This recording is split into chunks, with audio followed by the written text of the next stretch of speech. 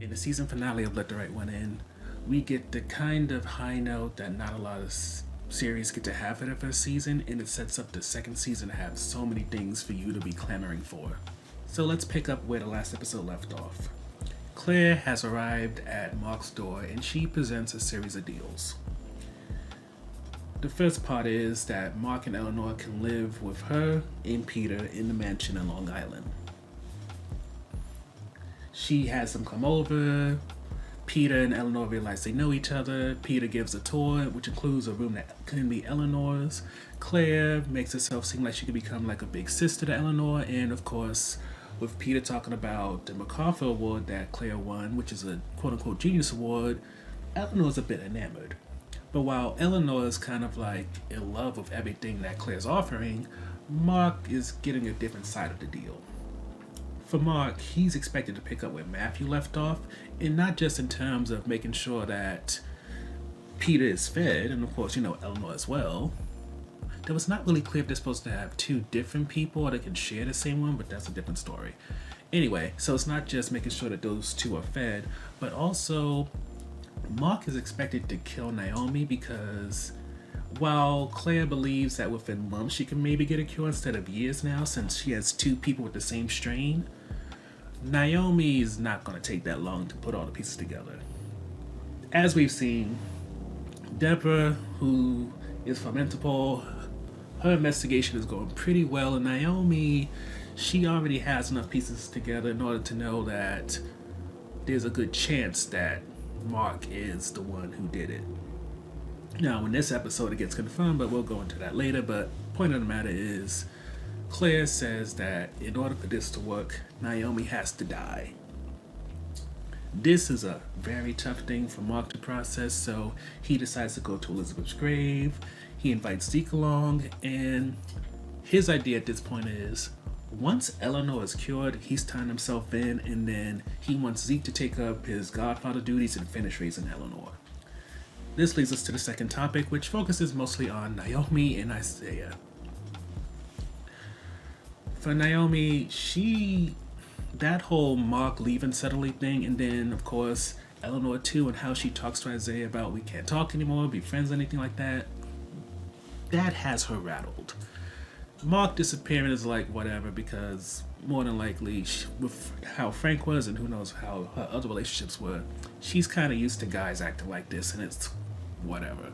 But for Isaiah, he's a sensitive boy, he's crying, he's moody, he's talking in a way that, is a little bit aggressive, but thankfully Naomi's not taking it personally, so he's not getting, popped in the mouth or anything like that. But even with Mark having to go suddenly and all this other stuff, she's hoping that Mark at least can be respectful enough towards her, never mind her kid, to answer a few questions about what's happening with your daughter telling my son that she can't talk to him anymore, he can't talk to her. And for the most part, he doesn't get back to her. This makes it so when Deborah calls her about a possible trip to Canada to follow up on some previous interviews that were done, she talks about this issue because, of course, childcare and maybe since she can't go. And Deborah's like, I can track this man for you if you want, and I'll make sure it doesn't even come back on you. And, Naomi's curious enough to be like, okay, do it. And then she finds out that Mark has been at Claire's house, and being that Claire's under investigation right now, things are starting to come together, and it's not in a way that's beneficial to Mark. But with these wheels turning, she decides to have Ben do fingerprint analysis on the box that Mark was holding when he gave Isaiah his very elaborate cake for his birthday. And between that and between her following Mark to Claire's house, Mark shows up. He shows up, and this is where he's supposed to, come in, kill Naomi, and be through with it. But the problem with that is, he sees Isaiah, and of course, I think in Mark's mind, he wasn't factoring in that I have to take away this kid's mom, because, lest we forget, the people that he's been killing thus far has mostly been child predators. And the only exception is Frank, who was a drug dealer. But he didn't know that Frank was Isaiah's father, so that's something that became an issue later on. But now, Naomi is a homicidal detective. Basically, Mark did have some kind of friendship with her, maybe even the slightest interest in her, so Mark go into her apartment, Isaiah coming up to him to say goodbye, even hug him, and then tell him that, he's fine if Eleanor doesn't change. This just triggers a lot of things for Mark. One, killing Naomi's off the table. But two, Isaiah talking about he's fine with Eleanor not changing leads to two mindsets. One, it's very much confirmed now that this boy knows what's going on with Eleanor and that she's a vampire and what she's doing. But two, why is he talking about her changing? Because last thing that Mark checked, Eleanor was getting settled, but there wasn't no experiments and nothing going down. So seemingly with that little tick in his mind, he decides it's time to go. And with, everything that Naomi's thinking about, she decides, I'm going to follow him. And I'll be damned if by the time that Mark is going into Claire's mansion, Ben calls up and says, yeah, Mark's fingerprints match the one on Frank's coin. And with that, Naomi's ready to blow up their whole situation.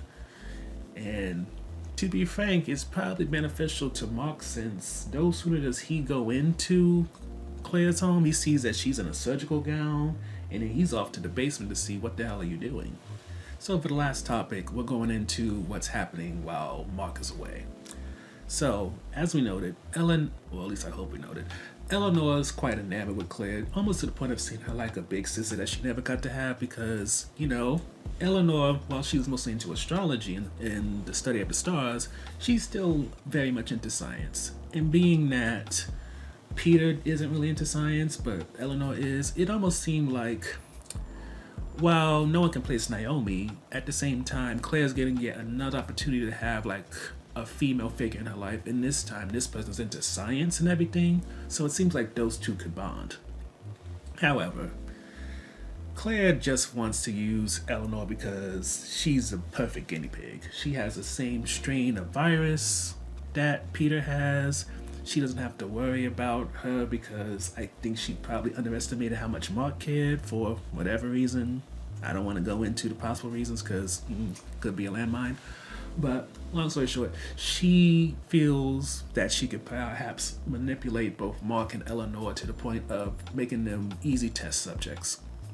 And in the case of Eleanor, she does get to do that. For while Mark's away, Eleanor is introduced to Daisy, who's aging. And while Peter doesn't like the fact that he's aging as a vampire, being that Eleanor wants to age like Isaiah, she wants to get the shot in her spinal column in order to age so that she can kind of keep up with Isaiah. And the reason why Isaiah told Mark that he's fine with who Eleanor is because before she had the procedure, Eleanor called Isaiah, patched things up a bit, and talked about, she's about to have this procedure to possibly, keep up with him when it comes to age. Granted, it's still not very clear what's happening with Daisy besides, Daisy got old enough to have a period, and we don't know if Eleanor is going to just suddenly jump up to 22 or she's just going to start aging again, but either way, Eleanor was very excited. Claire actually got to finish doing the injection, and that's around the time when Mark interrupts and things start to get a little crazy. Now, to break it down, Mark gets to the basement. Of course, he's upset because he sees Eleanor on the same table that Chris was on, cuffs on her, arms that, Eleanor can't break easily, and he's freaking out. He's freaking out to the point where Claire feels a little bit threatened, so Peter is told to get a hold of Mark and restrain him. As Mark makes it clear that he's no longer down for this deal and that he did not kill Naomi, Claire decides to escalate the situation and make it so that there's a good chance that Eleanor's going to stay a guinea pig and maybe become the new Chris. Just maybe less testing of her brain. And Mark needs to be eliminated, so that's what Peter was tasked to do. But then Naomi she breaks in to the basement, gun drawn, is starting to throw accusations at at Mark about Frank. Eleanor's a little bit confused, and then when Naomi sees Eleanor being changed like that, she gets thrown off enough so that Claire can give Peter the order to go attack Naomi. He starts bashing her head in. Eleanor tells her dad to get her released by pressing the button of this little clicker thing that Peter told her about before, things went down. Claire tries to stop him by stabbing him. That doesn't work out because Mark's able to get the button, pushes it. Eleanor knocks out Claire. Then Mark reminds her, hey, save Naomi. So she flings Peter to the point where it's like, how is how is Eleanor stronger than Peter to the point where one fling and she knocks him out? Because you would think that he'd be stronger because he's a boy and also older, but whatever. Anyway, so she's able to temporarily save Naomi, but by the time Mark is able to get her outside, he's pretty much ready to call it. Because Peter was bashing her head into the ground to the point where there was blood and everything, probably cracked her skull. And being that Eleanor cannot live with the idea that Isaiah's mom died because of her in some way, she decides to turn Naomi into a vampire, and that's where we're left off with this season. We're home now, Ellie. And we're not going anywhere. What if this is all I'll ever be? What are you doing here? Are you in love with me? I would do anything in my power to protect you. What if we're all just broken from what happened to us? They caught me in the middle of a yawn. Can you imagine that?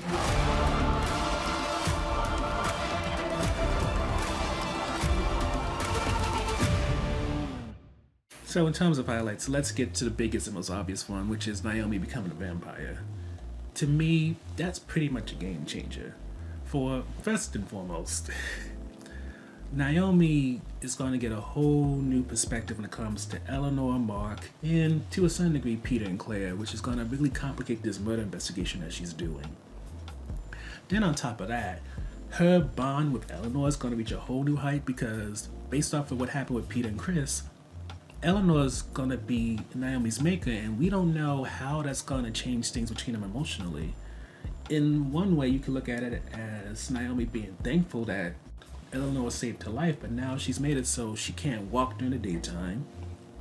She now has to feed on people in order to live, and feeding on people requires her to murder people, and she already had enough issues with murdering that one guy who was trying to kill Ben. So imagine her have to do this on a regular basis, every 2 to 3 days, weeks, however many times she needs to in order to stay alive. That's gonna really mess things up for her. So fully factor in the fact that it's going to create a very complicated relationship in terms of what they have going on. Never mind with Isaiah, there's a thought of, yeah, you saved my mom, but at the same time, you wouldn't make me a vampire when I asked.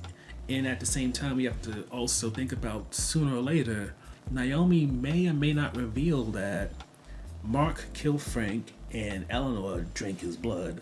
And the reason why Mark killed Frank was because Eleanor needed blood. So the level of complication there just grows exponentially. But one of the things that this could really be beneficial when it comes to Eleanor, and maybe even Peter to a certain degree, is showing them what life can be like if they're not sheltered. Because Eleanor has Mark and Zeke to keep her from having to do anything. She basically got to be this stunted 12-year-old because Mark did all the killing, he found ways to make money, and Zeke helped out. Peter is in the same position because between Claire, Arthur, and Matthew, his food was brought to him, money was never an issue. He just basically had to stay in his room and, I don't know, maybe play video games. So with Naomi, she doesn't have somebody to just take care of everything. She doesn't have someone to take care of Isaiah, as we saw multiple times in the last 2 or 3 episodes. Ben is cool and all, but he's not going to pay her bills and everything in order for her to, hide out and just do nothing all day. She has to work. So with that in mind, the second season is going to have to develop what does it mean to be a working vampire. And not only a working vampire, but one who's not Solo like the vampire who turned Eleanor and Peter. She has a job that's homicide detective, which means she may create her own cases accidentally. She has to raise a son who most of his activities are during the daytime. Never mind, he has to adjust to having a vampire mom, and there's just, again, so much that this happening to Naomi is going to change for season 2 that hopefully this gets renewed. I don't really check the ratings like I should to know if I should even get excited, but there's a reason to hope, right?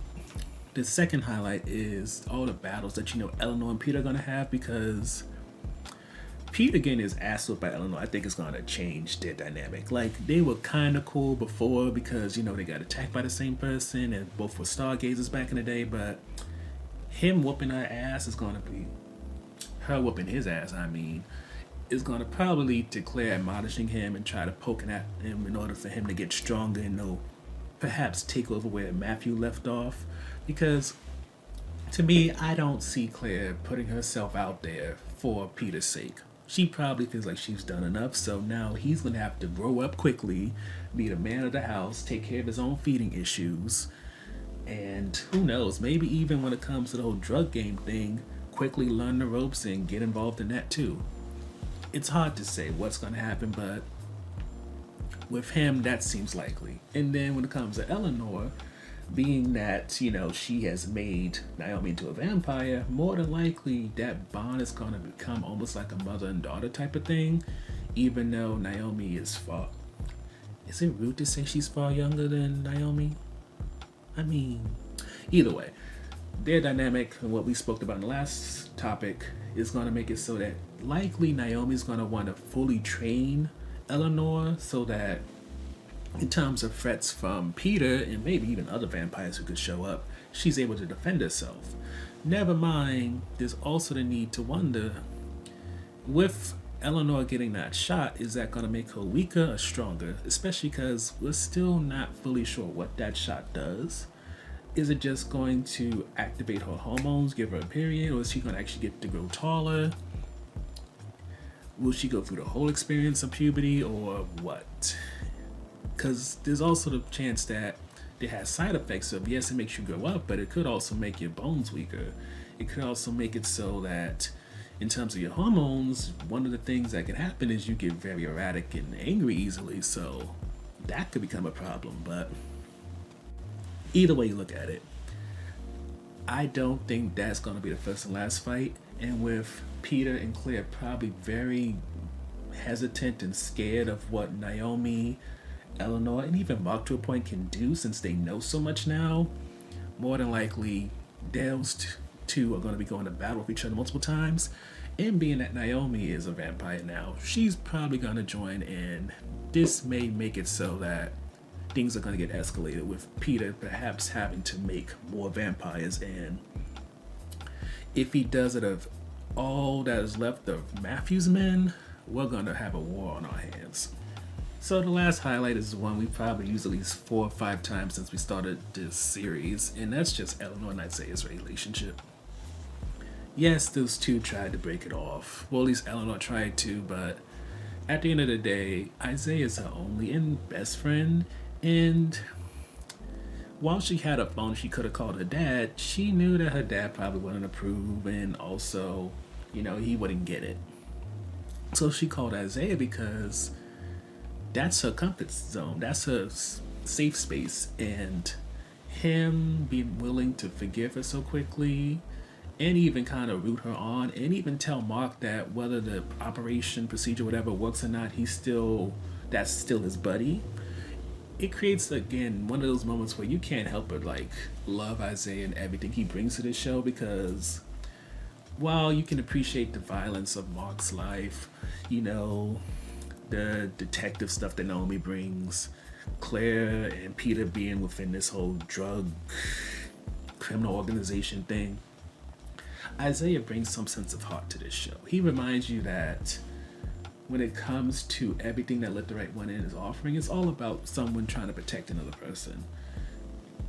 And not to downplay how Mark is pretty much doing everything for Eleanor or Claire doing everything for Peter, but his relationship with Eleanor is the only thing where you don't feel like someone's making a sacrifice or somebody is, doing something bad in order to hopefully down the line get rewarded for it.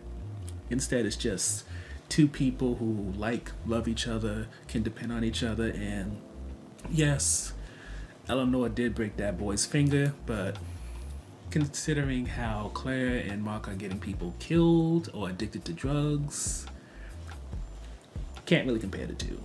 So overall, Let the Right One In ends on a high, and really the way it ends, it's gonna make you want to check Deadline or whatever site you go to for entertainment news to see, did this get renewed yet? Is everybody coming back? When is it premiering? Because while I won't compare its hype to Yellow Jackets, I will say that this definitely makes me very happy to be a Showtime subscriber.